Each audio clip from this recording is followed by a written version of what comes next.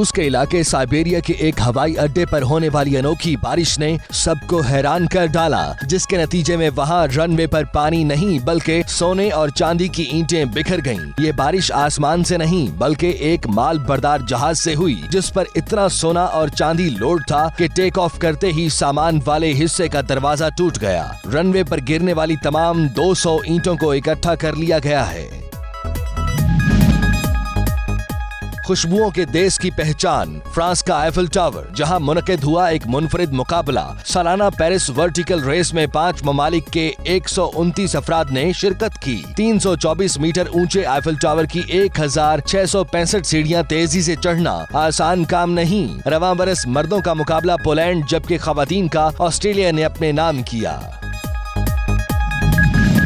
किसी भी लम्हे को यादगार बनाना हो तो कैमरे में कैद कर लें। तस्वीरों के शौकीन शेरों के इस खानदान को देखें, जिन्होंने जूं ही कैमरा देखा फौरी कितार में यूं बैठ गए कि कोई भी तस्वीर से निकले ना। हैरत अंगेज बात, इसमें सिर्फ बड़े नहीं बल्कि बच्चों का मुनज़्ज़म अंदाज भी देखने वाला है।